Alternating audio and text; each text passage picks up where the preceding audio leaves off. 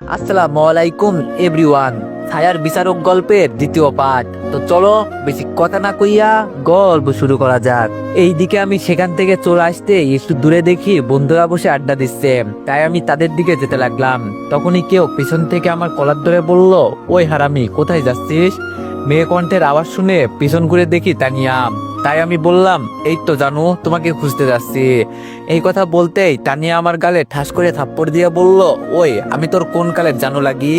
আমি বললাম, সরি বউ লাগো বুঝলে। তানিয়া বলল, আচ্ছা একটা খেয়ে কি মন ভরেনি? আমি বললাম, তোমার নরম হাতের মিষ্টি মাখা থাপ্পড় একটা কেন, 1000টা খেলেও মন ভরবে না।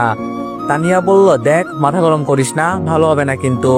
আমি বললাম, মাথা গরম করব না, শুধু আমার ভালোবাসাটা একসেপ্ট করো, তাহলেই হবে। তানিয়া বলল, কি আমি তোকে ভালোবাসবো? তোর মতো গুন্ডা ছাপড়িকে আমি ভালোবাসবো? তুই ভাবলে কি করে? দেখ, অপমান হতে না চাইলে সুন্দর মতো এখান থেকে চলে যা। আমি বললাম, আচ্ছা চলে যাব, আগে বলো তুমি কি কাউকে ভালোবাসো? তানিয়া বলল, না আমি কাউকে ভালোবাসি না। আমি বললাম, তাহলে এই ছাপড়িটা তোমার জীবন থেকে যাচ্ছে না জানো? তানিয়া বলল, তোকে তো আমি বললাম, কি জড়িয়ে ধরবা? আরে সমস্যা নেই, ধরো। এটা বলে দিলাম দৌড়। তানিয়া বলল, ওই কুত্তা দাঁড়া বলছি, সাহস থাকলে দাঁড়া। কে শোনে কার কথা? আমি তো এক দৌড়ে আমাদের বন্ধুদের কাছে চলে গেলাম। রাফি বলল, মামা তোমার আশিক তো সেই দৌড়ানি দিছে। নাইম বলল, চাইলে তোর রাগী হবু বউকে তোর করতে সাহায্য করতে পারি। আমি একটু চমকে বললাম, সত্যি? তাহলে বল বল কিভাবে? নাইম বলল, ওই যে তার সাথে দাঁড়িয়ে থাকা মেয়েটা হচ্ছে আমার হবু বউ, মানে রিমি। তুই যদি চাস তাহলে আর বলতে দিলাম না। ভাই ভাই প্লিজ একটু নাম্বারটা ম্যানেজ করে দে, এতটুকু কর, আর কিচ্ছু লাগবে না। নাইম বলল, দিব, সমস্যা নেই, তবে টিট দিতে হবে। আমি বললাম, ভাই প্রেম হয়ে গেলে যত টিট চাইবি আমি দিমু, তারপরও ম্যানেজ করে দে। নাইম বলল, ওকে, সন্ধ্যার মধ্যে পেয়ে যাবি। নানা বলল, বউ পেয়ে আবার ভুলে যাস না আমাদের। আমি বললাম, আরে না, তোদের কেমনে ভুলবো? তোরা হলে আমাকে বাজ দেওয়া থেকে বাঁচানোর চেয়ে বেশি বাজ দেওয়া পাবলিক, তোদের মনে তো রাখতেই হবে। তারপর আর কিছুক্ষণ আড্ডা দিয়ে ক্লাসে চলে গেলাম। এইদিকে রাহি রকিকে বলছে, ভাই আপনি কিছু না করলে কিন্তু ভাবিকে পাবেন না, দেখছেন না ছেলেটাকে ভয় দেখানোর পরও কেমন করে ভাবির সাথে কথা বলে। রকি বলল, যা করার আমাকেই করতে হবে, কারণ যে কোনো মূল্যেই তানিয়াকে আমি চাই। এটা বলে রকি উঠে তানিয়ার কাছে যেতে লাগলো। আর এইদিকে তানিয়ার রিমি মাঠের এক কোনায় বসে আড্ডা দিচ্ছিল। হঠাৎ একটা ছেলে এসে বলল, হাই তানিয়া। তানিয়া একটু মাথা তুলে ছেলেটার দিকে তাকিয়ে বলল, হাই, তবে আপনাকে তো চিনলাম না। আমার নাম রকি, তোমাদের সিনিয়র। তানিয়া বলল, ও তা ভাইয়া আমার কাছে কি দরকার? রকি বলল, আরে ভাইয়া কেন ডাকছো? আমাকে নাম ধরে ডাকতে পারো, আর তোমার কাছে এসেছি একটি কথা বলার জন্য। তানিয়া বলল, বলেন। রকি বলল, দেখো আমি ঘুরিয়ে পিছিয়ে কথা বলতে পারি না, তাই সোজা বলে দিতেছি, আমি তোমাকে ভালোবাসি, আর তোমারও আমাকে ভালোবাসতে হবে। তানিয়া বলল, ও হ্যালো, ভালোবাসা কি হাতের মোয়া যে বললেই পেয়ে যাবেন বা বাঁচতে হবে? বলল, দেখো তুমি আমাকে চেনো না, আমি যেটা চাই সেটা পেয়ে থাকি, তাই ভালোভাবে বলছি, আমার ভালোবাসা এক্সপেক্ট করে নাও। তানিয়া বলল, আপনাকে চিনি না, চিনার দরকারও নেই, আর ভালোবাসা তো দূরে থাক। রকি বলল, ও বুঝেছি, ওই আবির ছেলেটার জন্য তুমি আমাকে একসেপ্ট করছো না, তাই না? আমিও দেখবো ওই হালা কিভাবে তোমাকে ভালোবাসে। তুমি শুধু আমাদের দুজনের মধ্যে যে আসবে তাকে আমি সরিয়ে দিব। এটা বলে রকি চলে গেল। তানিয়া বলল, আচ্ছা রিমি, এই আবিরটা কে রে? রিমি বলল, আরে কে হবে, যে তোকে সারাদিন বিরক্ত করে সে, কিন্তু ভয় হচ্ছে ছেলেটার জন্য। তানিয়া বলল, কেন কেন? রিমি বলল, আরে তুই জানিস না, এই রকি ছেলে অনেক খারাপ, অনেক পাওয়ার আছে। তানিয়া এটা শুনে খানিকটা মন খারাপ করে বলল, ও আচ্ছা এসব বাদ দে, চল ক্লাসে চল। এটা বলে দুইজন ক্লাসের দিকে যেতে লাগলো। তানিয়ার মন খারাপ কেন হলো সেটা সে নিজেও জানে না। তারপর ক্লাসে গিয়ে আর কিছু না ভেবে মন দিয়ে ক্লাস করতে লাগলো, আর আমি ক্লাস না করে তানিয়ার দিকে তাকিয়ে থাকলাম। এইদিকে আমার ভাইয়া আমাদের কলেজের সামনে এসে দাঁড়িয়ে আছে। তখনই আমাকে রানা বলল, মামা তুই আজ গেছিস? আমি বললাম, কেন, কি হয়েছে? রানা বলল, আমার মনে হয় তো তানিয়া তোর নামে বিচার দিছে। আমি বললাম, কাকে? রানা বলল, কাকে আবার, তোর ভাইকে। আমি বললাম, ফাজলামি করিস না, তানিয়া ভাইয়াকে চিনবে কেমন করে? রানা বলল, তা না হলে তোর ভাই আমাদের কলেজের সামনে কেন? আমি বললাম, কই দেখি। এটা বলে জানালা দিয়ে তাকিয়ে দেখি ভাইয়া কলেজের গেটের সামনে দাঁড়িয়ে আছে। নাইম বলল, মামা গেছো তুমি? আমার তখনই কালকের কথা মনে পড়ে গেল। তাই বললাম, আরে আন্দাজে বকা বাদ দে, ভাই কি করে দেখ। এইসব বলছি, এমন সময় দেখলাম ভাইয়ার কাছে একটা মেয়ে গেল, মনে হয় আমাদের সিনিয়র। নাইম বলল, মামা একটা মেয়ে গেল ভাইয়ার কাছে। আমি বললাম, তোরা একটা কাজ কর, মেয়েটাকে দেখতো চিনিস কিনা। রানা বলল, যদিও দূর থেকে দেখছি, তারপরও মনে হয় না চিনি না। আমি বললাম, আচ্ছা তাহলে তোরা থাক, আমি 5 মিনিটের মধ্যে আসতেছি। এটা বলে ছাদ থেকে অনুমতি নিয়ে ক্লাস থেকে বের হয়ে ভাইয়ার পিছু নিলাম। ভাইয়াকে আর মেয়েটাকে দেখলাম কলেজের ক্যান্টিনে বসে আছে। আর এত কিছু না ভেবে মেয়েটার একটা ছবি তুলে আবার ক্লাসে চলে আসলাম। তারপর ক্লাসে মন দিলাম। এইভাবে ক্লাস শেষ হয়ে গেল। আজ আর তানিয়ার কাছে গেলাম না। বন্ধুদের থেকে বিদায় নিয়ে সোজা বাড়িতে চলে গেলাম।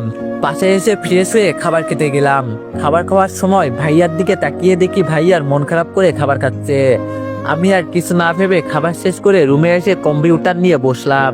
কিছুক্ষণ কাজ করে একজনকে কল দিয়ে বললাম, সানি তোর ফোনে একটা ছবি গিয়েছে, ওই মেয়েটার 14 গোষ্ঠীর ইতিহাস চাই আমি, সাথে একটা ছেলেরও দিছি। সানি বলল, ওকে ভাই, রাতের মধ্যে পেয়ে যাবেন। তারপর ফোন কেটে দিয়ে শুয়ে পড়লাম। কিছুক্ষণ ঘুমিয়ে আড্ডা দিতে বের হয়ে গেলাম।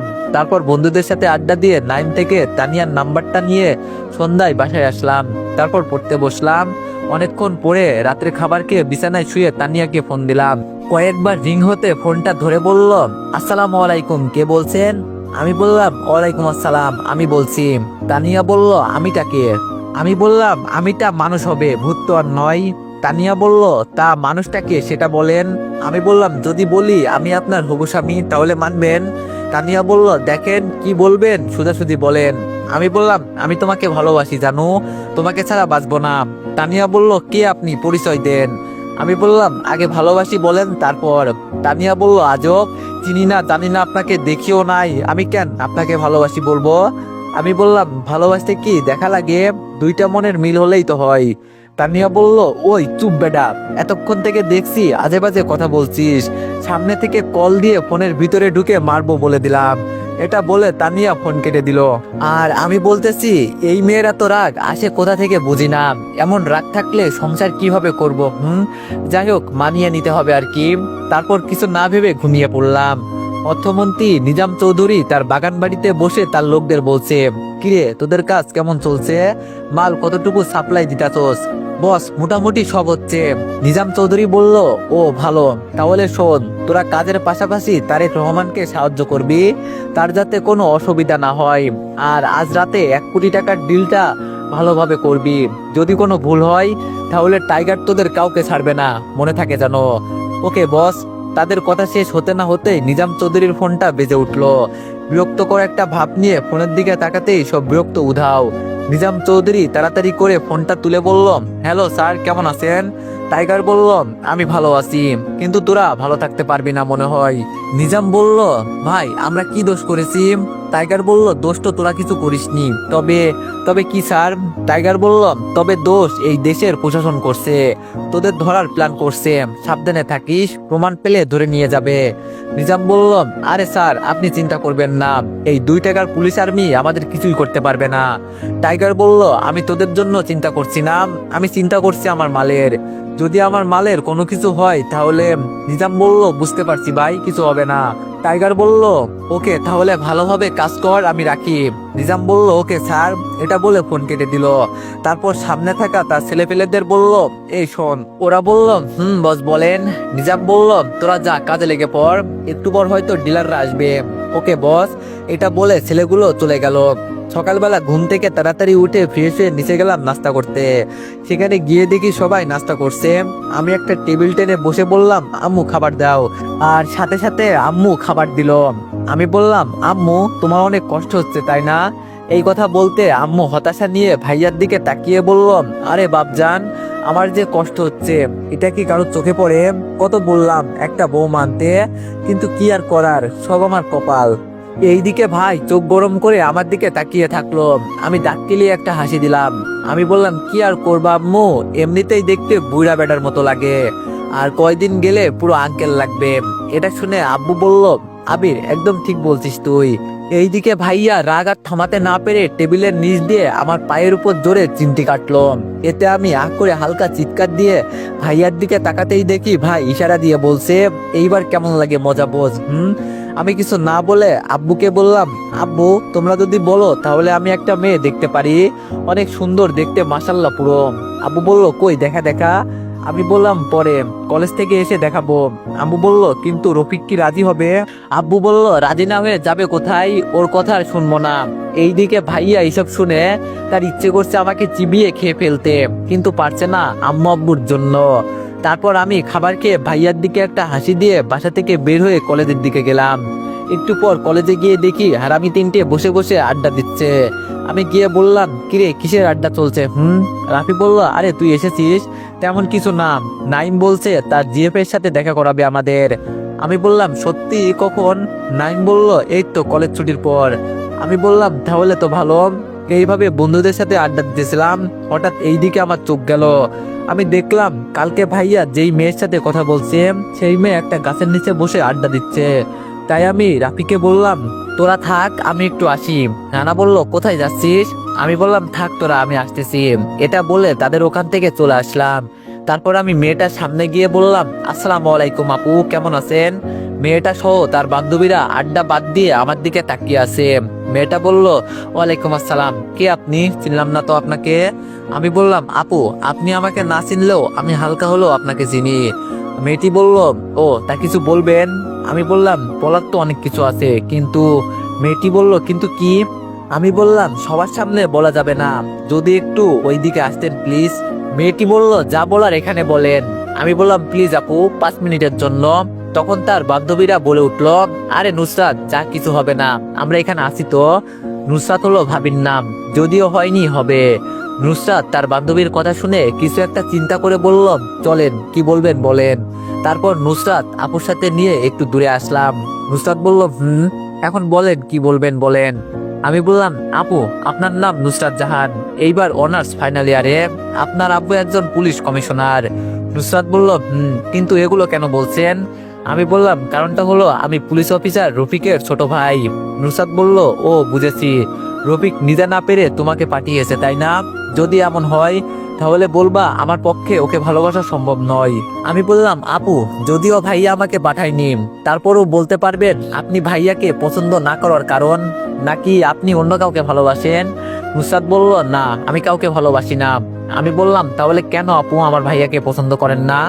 এটা বলাতেই নুসরাত আপু মাথা নিচু করে ফেলল। আমি বললাম, জানেন আপু, আমার ভাইটা আপনার ছবি বুকে নিয়ে প্রতিদিন কান্না করে, আপনার জন্য সে বিয়ে করতে রাজি হচ্ছে না। মা বাবা যখনই বলে বিয়ের কথা, তখনই মন খারাপ করে রুমে গিয়ে কান্না করে আপনার ছবি বুকে নিয়ে, এবং কি আপনাকে ভালোবাসি কথাটা বারবার বলে, কিন্তু আপনি ফিরিয়ে দেন। কেন এমনটা করেন? আমার এমন কথা শুনে নুসরাত আপু করুণ চোখে আমার দিকে তাকিয়ে বলল, কি করব আমি বলো, একটু আমাকে বলবে? আমি আর পারছি না, কোন দিকে যাব আমি? একদিকে গেলে আরেক দিক হারাতে হবে। আমি বললাম, মানে আপনার কথা বুঝলাম না। নুসরাত বলল, আমার কথা কেউ বোঝেনি, আর তুমিও বুঝবা কেমনে? তোমার কি মনে হয় তোমার ভাইয়া কি শুধু আমাকে একা ভালোবাসে? না, আমিও তোমার ভাইয়াকে ভালোবাসি, কিন্তু বলতে পারি না, কারণ আমার আব্বু তোমার ভাইয়ার স্যার। আমি বললাম, একটু খুলে বলেন তো আপু। নুসরাত বলল, শোনো, আমার আম্মু নেই, আমার কষ্ট হবে দেখে আমার আব্বু আর বিয়ে করেননি। আমাকে আমার আব্বু অনেক কষ্ট করে বড় করছে, এবং আমাকে প্রতিদিন বলতো, মা এমন কাজ করবি না যেই কাজে আমার মাথা নিচু হয়। যখন কোনো খবর আসতো অমুক মেয়ে পালিয়ে বিয়ে করেছে, বা কোনো মেয়ে মা বাবা মেয়ের নিখোঁজ হওয়ার কমপ্লেন দিত, পরে খোঁজ করে জানতে পারতো যে তার মেয়ে পালিয়ে গিয়েছে, তখন আব্বু আমাকে একটা মেয়ে হারা মা বাবার কান্নার বেদনার চেয়ে একটা মেয়ের জন্য সম্মান হারা মা বাবার দুঃখের কাহিনী বলতো, এবং বলতো আমার মেয়ে কখনো এমনটা করবে না, এটা আমার বিশ্বাস। এখন তুমি বলো আমি এমনটা কিভাবে করতে পারি? আচ্ছা এইসব বাদ দিয়ে না হয় তোমার ভাইয়ার সাথে প্রেম করলাম, পরে আব্বু যদি জানে তোমার ভাইয়ার চাকরির কি হবে তখন? আমি বললাম, আপু তোমার কথাগুলো ঠিক, একটা মেয়েকে 18 থেকে 20 বছর নিজের হাতে লালন পালন করার পর যখন তার মা বাবা শুনবে তার মেয়ে অন্য ছেলের সাথে পালিয়েছে, তখন মা বাবার উপর দিয়ে কি বয়ে যায় সেটা একমাত্র আল্লাহই জানে। নিজের 2 বছরের খুশির জন্য আমরা 18 থেকে 20 বছরের মায়া আবেগে ভুলে যাই। কিন্তু আপু তুমি ভাইয়াকে ফিরিয়ে নেওয়া দিয়ে বলতে পারতা, আমার পিছনে না ঘুরে পারলে আমার আব্বুর কাছে বিয়ের জন্য প্রস্তাব নিয়ে যাও। নুসরাত বলল, যদি তোমার ভাইয়ার চাকরি চলে যায় এই ভয়ে বলিনি। আমি বললাম, আরে আপু, চাকরি একটা গেলে 10টা আসবে, কিন্তু এমন একটা জীবন সঙ্গিনী বারবার আসবে না। আপু বলল, তাহলে সামনের বার আসলে অমন করে বলবো নি, কেমন? আমি এই কথা শুনে আমার মাথায় থাপ্পড় দিয়ে বললাম, থাক, আর আপনাকে কিছু বলা লাগবে না, যা করার আমি করবো নি। ভাই আপু, আপনাকে অনেক কষ্ট দিলাম। এটা বলে আপুর থেকে বিদায় নিয়ে বন্ধুদের কাছে হাঁটা ধরলাম। আর নুসরাত আপু আমার যাওয়ার দিকে তাকিয়ে একটা হাসি দিয়ে বলল, পাগল একটা। আমি একটু দূরে আসতে হঠাৎ তানিয়া আমার সামনে কোমরে হাত গুজে দাঁড়িয়ে থাকলো। আমি অবাক হয়ে বললাম, আরে আজ মহারানীর সামনে যাওয়ার আগে আমার সামনে হাজির, বাহ বাহ। তানিয়া বলল, আরে তোর রানী টানি বাদ দে, আগে বল, ওই যে একটা মেয়ের সাথে এতক্ষণ হেসে হেসে কথা বললি, মেয়েটাকে? আমি বললাম, তোমাকে কেন বলবো? তানিয়া বলল, আমাকে বলবি না মানে? তোর আমাকে বলতেই হবে, মেয়েটাকে। আমি বললাম, না, বলবো না। এটা বলতেই তানিয়া আমার কলার ধরে বলল, তানিয়া বলল, তোকে বলতে বলছি, বল মেয়েটাকে। তানিয়ার এমন রাগের কারণে তার সৌন্দর্য আরো বেড়ে গিয়েছে। আমি তার দিকে একদিনে তাকিয়ে আছি, তখন তানিয়া আমাকে ধাক্কা দিয়ে বলল, ওই লুচ্চা, বল মেয়েটা কে ছিল? এটা বলতেই আমি একটা মুচকি হাসি দিয়ে বললাম, কি ম্যাডাম, আমাকে অন্য মেয়ের সাথে দেখে কি জ্বলে নাকি? তানিয়া আমতা আমতা করে বলল, জ্বলবে কেন? আমি বললাম, আরে এত রাগ না দেখিয়ে ভালোবাসা কথাটা বললেই তো হয়। তানিয়া একটু হেসে বলল, তোর মতো ইবলিশ ছাপড়িকে আমি ভালোবাসবো, তুই ভাবলি কি করে? এখন বল মেয়েটাকে। আমি বললাম, হয়েছে হয়েছে, আর অভিনয় করতে হবে না, মেয়েটা আমার হবু। বলে থেমে গেলাম আর দেখতে চাইলাম তানিয়ার রিয়াকশন। এটা বলতেই তানিয়া আমার কলার জোরে চেপে ধরে বলল, হবু কি? আমি বললাম, আরে বেবি কুল, এত উত্তেজিত হলে চলবে? মেয়েটা আমার হবু ভাবি হয়, তাই একটু কথা বললাম। কথা শেষ করতে তানিয়া আমার গালে ঠাস করে একটা থাপ্পড় দিল। আমি গালে হাত দিয়ে বললাম, আমাকে থাপ্পড় মারলেন কেন? তানিয়া বলল, সামান্য কথাটা বলতে এতক্ষণ ঝগড়া করা লাগে বদমাইশ? আমি একটা হাসি দিয়ে বললাম, দেখতে চেয়েছিলাম আমার পাগড়িটা আমাকে কতটা ভালোবাসে। এটা বলে দৌড় দিলাম। তানিয়া বলল, ওই কুত্তা, দাঁড়া, চলে যাচ্ছিস কেন? আমি বললাম, দূরে থাকলে ভালোবাসা বেশি হয়, তাই চলে যাচ্ছি। এই কথা বলে দৌড়ে বন্ধুদের কাছে গেলাম। রাফি বলল, কিরে দোস্ত, তোকে আবার কে দৌড়ালো? আমি বললাম, আর বলিস না, নিজের পায়ে নিজে কুড়াল মারলাম। কে বলছে আমাকে ওই গুন্ডিটার প্রেমে পড়তে? রাফি বলল, আমি তো মানা করছিলাম, তুই না তার পিছনে ঘুরছস, এখন বুঝ মজা। আমি বললাম, আস্তে এইসব বাদ দে, চল ক্লাসে যাই। এটা বলে ক্লাসে চলে গেলাম। অন্যদিকে তানিয়া ক্লাসে যাওয়ার পথে হঠাৎ রকি এসে বলল, জান পাখি, তোমাকে না বললাম ওই ছেলেটার সাথে মিশবে না? তানিয়া মনে মনে বলল, এই দেখ, একটা আপদ যেতে না যেতেই আরেকটা হাজির। কোন দুঃখেই কলেজে ভর্তি হতে গেলাম আল্লাহ জানে। রকি বলল, কি হলো, কিছু তো বলো। তানিয়া বলল, আমি কার সাথে কথা বলবো আর কার সাথে কথা বলবো না সেটা কি আপনার থেকে জেনে নিতে হবে? রকি বলল, জেনে নিতে হবে। তানিয়া বলল, কেন, কি আপনি? যে সকল বিষয়ে আমি কি করব না করব আপনার কাছ থেকে জানতে হবে? রকি বলল, কারণ আমি তোমাকে ভালোবাসি, আর বিয়ে করলে তোমাকেই করব, তাই তুমি আমার হবু বউ হিসাবে আমার কথা মানতে হবে। তানিয়া বলল, ও হ্যালো, এইসব আজাইরা অধিকার আজাইরা সময় না দেখিয়ে আগে বিয়ে করেন, তারপর যত সব ফাউল পোলাপান। এই চল রিমি। এই কথা বলে রকিকে পাশ কাটিয়ে ক্লাসে চলে গেল। তখন রাই বলল, দোস্ত, তুই মেয়েটার পিছনে ঘুরছিস কেন? তুই তোর পরিচয় বল, দেখবি মেয়েটা এমনিতেই তোর বিয়ে। এই কথা শুনে রকি রাইকে থাপ্পড় দিয়ে বলল, চুপ, একদম চুপ। তানিয়ার ব্যাপারে আরেকটা বাজে কথা বলবি তো আমি ভুলে যাব, তুই আমার বন্ধু, আর আমি মেয়েটাকে ভালোবাসি, বুঝলি? তাকে বোঝাতে চাইছি আমি তাকে কতটা ভালোবাসি। নেক্সট টাইম এমন কথা বলবি না, এখন ক্লাসে চল।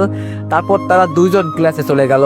আমরা ক্লাসে গিয়ে একে একে সব ক্লাস শেষ করে আড্ডার জায়গায় বসে কথা বলতেছি।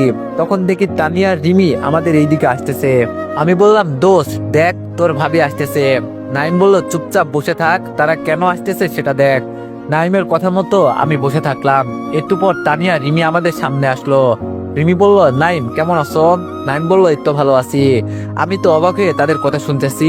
তারা একে অপরকে চিনে, আর আমি জানিও না, এইসব ভাবছি। তখন নাইম বলে উঠলো, দোস্ত, এটা হচ্ছে রিমি, তোদের ভাবি। আর রিমি, এটা হচ্ছে আমার বন্ধু রাফি, আবির, রানা। আমরা সবাই বলে উঠলাম, হাই ভাবি, কেমন আছেন? রিমি বলল, আলহামদুলিল্লাহ। আমি বললাম, আর ম্যাডাম, আপনি কেমন আছেন? এটা বলতেই তানিয়া রাগি চোখে মুখে মিষ্টি হাসি নিয়ে বলল, এই তো ভালো আছি। আমি বললাম, সমস্যা নাই, সামনে আরো ভালো থাকবেন। এটা বলতে আমার দিকে এমন ভাবে তাকিয়ে আছে যেন আমাকে কাঁচা চিবিয়ে খাবে।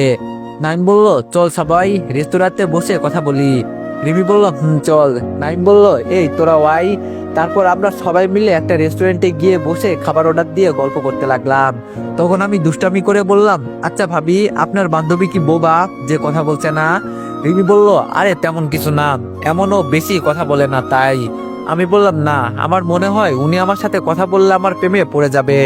এটা বলতে তানিয়া রাগে কিছু করতে না পারলেও আমার পায়ে একটা লাথি দিল, আর আমি বেচারা কাউকে কিছু বলতে পারছি না। এইদিকে আমার কাঁদো কাঁদো মুখ দেখে তানিয়া মনে মনে হাসতেছে আর বলছে, হারামি আমারে বলে নাকি বুবা, আমি নাকি তার সাথে কথা বললে প্রেমে পড়ে যাব। তাই এখন কথা বলছো না কেন স্যার? আমি মনে মনে বললাম, তোমাকে তো দেখে নিব জানো, আমাকে লাথি মারা তাই না? তারপর খাবার আসতে খেয়ে সবার থেকে বিদায় নিয়ে বাসায় চলে আসলাম। বাসায় এসে ফ্রেশ হয়ে আম্মুর রুমে গেলাম। আমি বললাম, আম্মু একটা কথা বলার ছিল। আম্মু বলল, বল। আমি ফোন থেকে একটা ছবি বের করে বললাম, আম্মু দেখো তো মেয়েটা কেমন। আম্মু বলল, মেয়েটা দেখতে মাশাআল্লাহ। আম্মু, মেয়েটার সাথে ভাইয়াকে কেমন মানাবে? আম্মু বলল, অনেক সুন্দর মানাবে। আমি বললাম, তাহলে দেরি কিসের, ভাইয়ার জন্য দেখতে যাব কেমন? আম্মু বলল, কিন্তু তোর ভাইয়া কি মানবে? আমি বললাম, আর কত ভাইয়ার অনুমতি নিবা? তোমাদের কি কোনো ইচ্ছা নেই? সবকিছু কি ভাইয়ার ইচ্ছেই হবে? ভাইয়ার ইচ্ছে দেখতে দেখতে দেখবা ভাইয়ার বিয়ে হবে না। আম্মু বলল, তুই ঠিক বলছিস, তোর বাবা ব্যবসার কাজে বাইরে গেছে, এক সপ্তাহ লাগবে আসতে। বাবা আসলে সবাই মিলে যাবো কেমন? আমি বললাম, ওকে আম্মু। এটা বলে আমার রুমে চলে আসলাম। রুমে এসে শুয়ে কি করব ভাবছি। তখন আমার জান পাখির কথা মনে পড়লো। তাই দেরি না করে আমি তানিয়াকে কল দিলাম। তো এভরিওয়ান, নেক্সট পার্টের জন্য সবাই একটু বেশি বেশি লাইক আর কমেন্ট করে দিও। ধন্যবাদ।